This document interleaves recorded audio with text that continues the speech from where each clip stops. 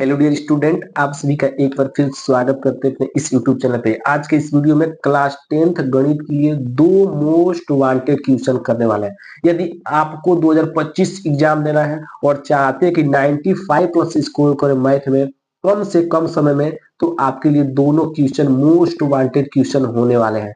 ठीक है, चलिए वीडियो को स्टार्ट करते हैं और एक एक प्रश्न को देखते हैं एक कदम आराम से।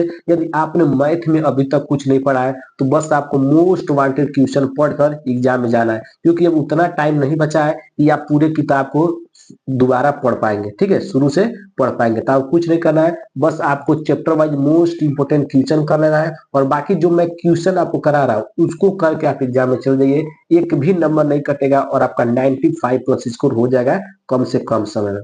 ठीक है, तो चलिए वीडियो को स्टार्ट करते हैं। और वीडियो को स्टार्ट करने से पहले यदि आप हमारे चैनल पर पहली बार आए तो चैनल को सब्सक्राइब कीजिएगा, वीडियो को लाइक और एक प्यारा सा कमेंट जरूर करना है। यदि आप एक कमेंट कर देंगे तो मैं इसी तरह सभी सब्जेक्ट का मोस्ट वांटेड क्वेश्चन में आपको करा दूंगा। आपको इधर उधर कहीं भी नहीं जाना है बाबू, बस इस चैनल को एक बार सब्सक्राइब कीजिए। मैंने सभी सब्जेक्ट का मोस्ट वांटेड क्वेश्चन करा रहे हैं, आप जाकर सभी वीडियो को जरूर देखिए और वीडियो कैसा लगा वो कमेंट बॉक्स में जरूर बताइएगा। ठीक है, चलिए आपका पहला प्रश्न है। पहला प्रश्न है कि एक पेडस्टल के शिखर पर, ये आपका त्रिकोणमिति के अनुप्रयोग से क्वेश्चन है और ये 2024 के 7 सेट में से कम 3 सेट में प्रश्न आ चुका है पेडस्टल का शिखर वाला। ठीक है, तो इसको आपको जरूर से जरूर तैयार कर लेना। मोस्ट वांटेड क्वेश्चन है और देख लीजिए 2024, 2023 और 2022 में प्रश्न आ चुका है। 3 साल से लगातार पूछा जा रहा है प्रश्न। ठीक है, तो चलिए इस प्रश्न को मैं आपको करा देता हूँ। करे कि एक पेडस्टल की शिखर, पेडस्टल क्या होता है, देखते हैं कि जो बहुत लोग घर के सामने क्या बनाते हैं, चबूतरा बनाते हैं। ठीक है, तो उसको बोलते हैं पेडस्टल। ठीक है, तो एक पेडस्टल के शिखर पर 1.6 मीटर ऊंची मूर्ति रखी है। ठीक है, मतलब लगी है।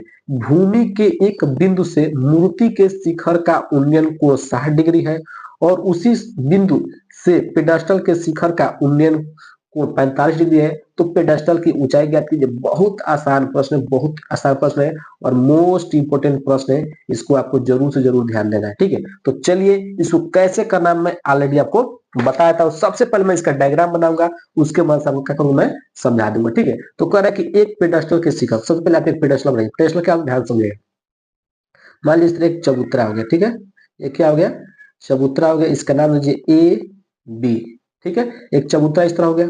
इस पर क्या है, एक मूर्ति बैठी है, मान लीजिए मूर्ति बैठी है।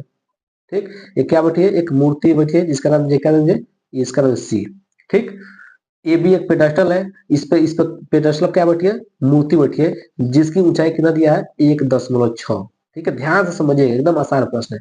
1.6, ठीक है, मीटर है। ठीक है, अब कह रहा है कि भूमि के एक बिंदु पर, इधर भूमि पर कहीं भी एक बिंदु स्थित है, मान लीजिए भूमि पे यहाँ एक बिंदु की स्थित है।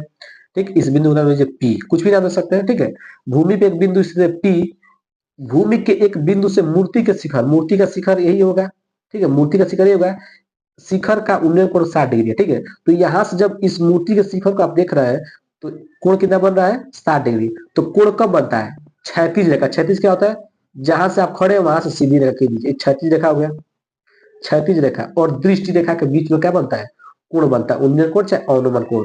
तो आप ऊपर की तरफ जब देखते हैं तो उन्नयन कोण बनता है, और जब ऊपर से नीचे देखते हैं तो उन्नयन कोण बनता है। ठीक है, तो दृष्टि रेखा बनाइए। दृष्टि रेखा मतलब जिसको आप देख रहे हैं उसका जो रेखा बन रहा है उसे दृष्टि रेखा बोलते हैं। तो आप इसी को देख रहे हैं तो इसको ऐसे मिला दीजिए। ठीक, तो इन दोनों के बीच में कितना कोण बन रहा है, आपका कितना कोण बन रहा है, 60 डिग्री। कितना डिग्री, 60 डिग्री का कोण बन रहा है। और उसी बिंदु से, इसी बिंदु से पेडस्टल के शिखर का उन्नयन कोण, पेडस्टल कौन है, पेडस्टल आपका यही है, इसका शिखर कौन होगा, बी होगा, क्योंकि इसका शिखर यही होगा। यहाँ से इसका कोण कितना बन रहा है, 45 डिग्री। तो यहाँ से इस पेडस्टल को आप देख रहे हैं तो कोण कितना बन रहा है, 45 डिग्री। मतलब ये कितना बन रहा है आपका, 45 डिग्री। ठीक है, तो कह रहा है पेडस्टल की ऊंचाई ज्ञात कीजिए। क्या करना है आपको, पेडस्टल की ऊंचाई मतलब आपको ए बी ज्ञात करना है। क्या ज्ञात करना है आपको, ए बी ज्ञात करना है। ठीक है, पेडस्टल ए बी ना है। तो देखिए जब भी आपको इस तरह का प्रश्न मिलेगा, जब भी आपको त्रिकोणमिति का अनुप्रयोग वाला क्वेश्चन मिलेगा और उसमें आपको दो त्रिभुज बनेगा, दो त्रिभुज मतलब देखिए एक बड़ा त्रिभुज बन रहा है, एक बड़ा त्रिभुज बन रहा है पी ए सी, एक बड़ा त्रिभुज बन रहा है कि नहीं बन रहा है, और एक कौन त्रिभुज बन रहा है, पी ए बी। इन दो त्रिभुज बना है ना, तो जब भी आपको त्रिकोणमिति का उपयोग देगा और उसमें दो त्रिभुज बनेगा तो सबसे पहले आपका काम होता है कि कामन भुजा निकलेगा। कामन मतलब जो दोनों त्रिभुज में क्या होगा, उभयनिष्ठ होगा, कॉमन होगा, ठीक है। तो इन दोनों त्रिभुज में कॉमन भुजा कौन है, ध्यान से देखिएगा, इन दोनों भुजा में, इन दोनों त्रिभुज में कॉमन भुजा कौन है, आपका पी ए, ठीक है। जब मैं बड़ा वाला त्रिभुज को लूंगा तो उसमें भी पी ए भुजा आएगी, और जब मैं इस त्रिभुज को लूंगा तो इसमें भी कौन भुजा आएगी, पी ए भुजा आएगी। तो मतलब दोनों में क्या होगे, पी ए कॉमन है। तो इस तरह के सवाल में जो कॉमन भुजा होता है उसी को हम क्या करते हैं, निकालते हैं, ठीक है। चलिए सबसे पहले आप बड़ा त्रिभुज ले लीजिए। बड़ा त्रिभुज क्या है, त्रिभुज, याद रहेगा, त्रिभुज, त्रिभुज पीएसी में, पीएसी में, ठीक है, पीएससी में, ठीक है। आपको ये वाला ज्ञात करना है ना, इसको क्या, किसको याद करना है आपको, पेडस्टल ऊंचाई। तो मान लेते हैं पेडस्टल कितनी एक्स है, ठीक। पेडस्टल ऊंचाई में क्या मान लिया, एक्स, इसको याद करना है, ठीक है।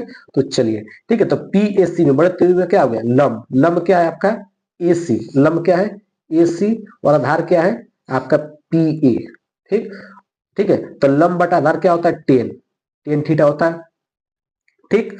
तो एसी, एसी क्या है, एसी है एक्स प्लस 1.6, तो एक्स प्लस 1.6, ठीक है। देखिए क्योंकि एसी आपका क्या है, एसी आपका ए बी प्लस बीसी से मिलकर बना है, तो एसी की ए बी की ऊंचाई कितनी, एक्स है, और बीसी की ऊंचाई कितनी, 1.6, तो 1.6 गया। पीए, आपको पीए ही निकालना है, तो पीए का पीए रख दीजिए, बराबर 10 को डिग्री 60 डिग्री, क्योंकि बड़े त्रिभुज में कितना डिग्री को बन रहा है, 60 डिग्री, टोटल 60 डिग्री बन रहा है ना, तो आप लीजिए 60 डिग्री, ठीक है। अब ऐसा कीजिए आप, इसका मान निकाल लीजिए, ठीक है। अब 10 60 मान कितना होता है, √3, ठीक। तो ऐसा कीजिए, पी आपको ज्ञात करना है, तो इसको इधर भेज दीजिए, इसको इधर भेज दीजिए, उसको उधर भेज दीजिए, तो x प्लस 1.6 बटा √3, और यहाँ से पी ए हो गया, ठीक है। इस तरह इसको क्या मान लीजिए, समीकरण 1 मान लीजिए, ठीक, समीकरण 1। अब इस तरह क्या कीजिए, अब ये वाला त्रिभुज लीजिए, कौन त्रिभुज लीजिए, अब इस त्रिभुज के लीजिए, त्रिभुज पी ए बी में, इस त्रिभुज के लीजिए, इसमें लंब क्या है, लंब आपका ए बी है, लंब ए बी ना है क्योंकि छोटा वाला त्रिभुज लिया है, तो ए बी लिखिए, ए बी, ठीक, ए बी। और इसमें आधार क्या है, पी ए, टेन कितना डिग्री, 10 45 डिग्री, क्योंकि छोटा वाला त्रिभुज ले रहा है, और छोटा वाला त्रिभुज कितना बन रहा है आपका, 60 डिग्री बन रहा है, ठीक है, 45 डिग्री, सॉरी 45 डिग्री, ठीक है। तो ए बी की लंबाई कितनी, एक्स माना है, तो एक्स रखिए, पी ए आपको ज्ञात करना है, तो पी ए का पी रख दीजिए, 10 45 का मान कितना होता है, 1 होता है, ठीक है। यहाँ से पी ए का मान कितना आ गया, पी का मान कितना आ गया, एक्स आ गया, ठीक। ये वाला इधर आ गया, ये वाला इधर चला गया, ठीक है। तो यहाँ पर पी का मान कितना आ गया, एक्स आ गया। अब इसे समीकरण क्या मान लीजिए, समीकरण 2। अब देखिए, यहाँ भी पी ए और यहाँ भी पी ए, जब ये वाला दोनों बराबर, तो ये भी दोनों बराबर हो जाएंगे, ठीक है, क्योंकि पी ए यहाँ पर भी है, पी ए यहाँ पर भी है, तो जब ये वाला दोनों बराबर, तो ये भी दोनों क्या बराबर हो जाएंगे, ठीक है। तो क्या कीजिए, अब इन दोनों बराबर रख दीजिए, देखिए यहाँ पर, तो लिखिए एक्स प्लस 1.6 बटा √3 बराबर क्या हो जाएगा, एक्स, ठीक है। अब यहाँ से इसको क्या इधर गुणा करा दीजिए इधर, तो एक्स प्लस 1.6 अंडर √3 एक्स। अब एक्स वाले को एक तरफ कर लीजिए, तो एक्स प्लस, सॉरी माइनस हो जाएगा, माइनस √3 एक्स, क्योंकि इधर प्लस का इधर कितना हो जाएगा, माइनस का, ठीक है। अब इसको इधर भेज दीजिए, किधर भेज दीजिए, इसको माइनस 1 क्या हो जाएगा, 6 हो जाएगा, ठीक है। यहाँ से एक्स क्या कर लीजिए, आप लोग कामन ले लीजिए, एक्स कामन लीजिए, आपका हो जाएगा 1 माइनस √3 बराबर माइनस का 1.6, ठीक है, इतना हो गया। अब एक इधर जाएगा, इधर इधर गुणा कितना हो जाएगा, भाग में, तो एक्स जल क्या आ जाएगा, माइनस का 1.6 बटा 1 माइनस √3, ठीक है, इतना हो गया। एक किसका मान आ गया, आपका एक्स का मान आ गया, ठीक है, ठीक है, यहाँ तक हो गया ना। अब क्या करना, कुछ लोग यहाँ से क्या करिए आप, यहाँ से आप माइनस को कॉमन ले सकते हैं, ठीक है, क्योंकि माइनस माइनस कट जाएगा, तो माइनस 1.6, ठीक है। जब इसमें माइनस कॉमन लेंगे तो क्या हो जाएगा, अंडर √3 -1 हो जाएगा, ठीक है।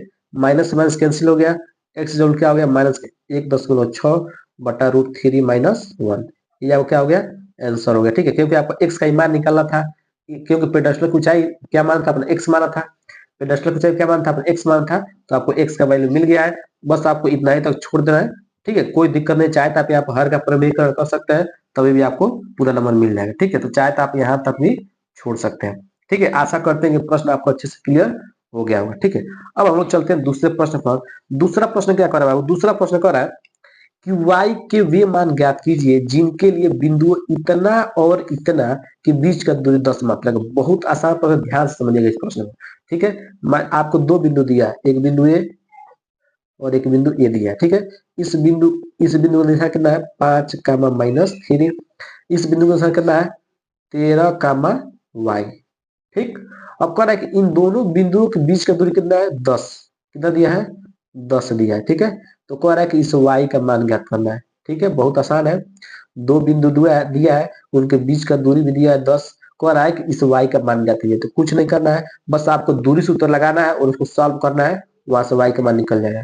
तो इसका मान लीजिए x1, इसको मान लीजिए y1, इसको x2 और इसको y2। ठीक, अब बस आप क्या करिए दूरी सूत्र लगाइए। ठीक है, दूरी सूत्र क्या होता है, इसको बिंदु ए मान लीजिए, इसको बिंदु बी मान लीजिए। ठीक है, तो ए बी बराबर क्या होता है, दो बिंदु के बीच का दूरी सूत्र क्या होता है x2 माइनस x1 का whole square plus y2 minus y1 का होल स्क्वायर। ये आपका दूरी सूत्र होता है। ठीक, ए बी मतलब दो बिंदु के बीच का दूरी कितना दिया है 10 दिया है, तो इसके जब पर लीजिए 10 हो गया। अब x2 का मान कितना दिया है 13 और x1 का मान दिया है 5, तो 13 माइनस 5 का होल स्क्वायर प्लस y2 का मान कितना दिया है y दिया है, तो y रखिए माइनस y1 का मान क्या दिया है माइनस, और एक सूत्र माइनस, तो माइनस प्लस क्या हो जाएगा प्लस 3 का होल स्क्वायर। ठीक है, अब देखिए दोनों तरफ देखिए, इधर रूट है, इधर रूट नहीं है, इधर रूट है, इधर रूट नहीं है, तो क्या करिए दोनों पक्षों क्या कर दीजिए वर्ग कर दीजिए। तो आप लिखिएगा दोनों पक्षों का वर्ग करने पर, दोनों पक्षों को क्या कीजिए वर्ग कीजिए। 10 का स्क्वायर क्या हो जाएगा 100, जब इसका वर्ग करोगे कितना हो जाएगा 100 हो जाएगा।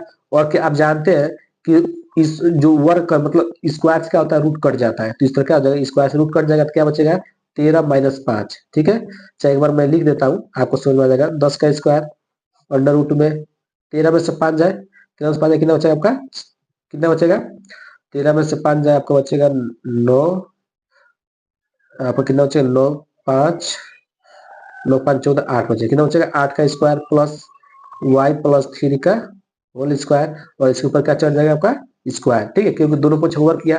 अब स्क्वायर से रूट क्या होता है कट जाता है, कट जाता है ना। तब 10 का स्क्वायर कितना हो गया 100, 8 का स्क्वायर कितना हो गया 64 प्लस देखिए यहाँ पर a प्लस बी का होल स्क्वायर खोलिए, a प्लस बी का होल स्क्वायर, तो a का स्क्वायर मतलब a का स्क्वायर प्लस b का स्क्वायर मतलब 3 का स्क्वायर 9 प्लस 2ab, तो कितना हो जाएगा 6y। ठीक है 2ab, तो 2 का 2, a का मान y, तो y अब b का मान 3, तो 3 दूना 6। ठीक है, अब क्या कीजिए, अब सबको उधर भेज दीजिए। ठीक है, सबको उधर भेज दीजिए, कितना बचेगा आपका वाई स्क्वायर प्लस 6y। ठीक है, प्लस 6y प्लस का 9 प्लस का 64, ये वाला उधर जाकर देखिए माइनस का 64, सॉरी माइनस का 100, माइनस का 100 बराबर 0। ये उधर चला गया, तो इधर क्या बच गया 0 बच गया, तो मैंने इसको इस तरह लिख दिया। ठीक है, अब क्या कीजिए बस इसको सॉल्व कीजिए, वाई स्क्वायर प्लस 6y, अब इसको क्या कीजिए देखिए 64 9 आपका कितना होगा 64 और 6 70 और 70 3 73। ठीक है, तो प्लस का 73 माइनस 100 इक्वल टू 0। ठीक है, अब इसको घटा दीजिए, तो वाई स्क्वायर प्लस 6y घटाएंगे कितना है आपका यहाँ से कितना आएगा 27, कितना आएगा 27। ठीक है, इक्वल टू 0। ठीक है, अब क्या करना है, ये आपका क्या बन गया एक द्विघात समीकरण बन गया। यहाँ से द्विघात समीकरण को सॉल्व करेंगे तो वहां से आपका y का मान आ जाएगा। ठीक है, तो द्विघात समीकरण कैसे सॉल्व करते हैं आप लोग जानते हैं। ठीक है, तो क्या करते हैं कि इसको इसका गुणा इसके इस वाई स्क्वायर गुणा से कराएंगे, तो 27 से गुणा, जब वाई स्क्वायर गुणा क्या है कुछ नहीं तो 1 है, तो कराएंगे क्या मिलेगा आपको 27 मिलेगा। अब 27 को सिर्फ दो भागों में तोड़ते हैं, जिनको गुणा करने पर 27 मिले और यहाँ पर घटाने में क्या मिले आपका 6 मिले, तो क्या होता है 9 और 3, 9 और 3 27 और 9 में 3 जाए 6। तो लिखते कैसे ध्यान समझिएगा वाई स्क्वायर प्लस का 9y माइनस के 3y, और ये वाला सेम लिख देते हैं 27 इक्वल टू 0। अब इन दोनों में कॉमन क्या है, इन दोनों में कॉमन क्या है y है, तो y कॉमन लेंगे क्या बचेगा y प्लस 9, इन दोनों का कॉमन है माइनस, यहाँ माइनस यहाँ माइनस, तो माइनस कॉमन लीजिए, यहाँ भी 3 है और 27 में भी 3 है, क्योंकि आप 27 को 9 गुणे 3 लिख सकते हैं ना, 3 बाहर ले लीजिए, क्या बचेगा y प्लस 9 इक्वल टू 0।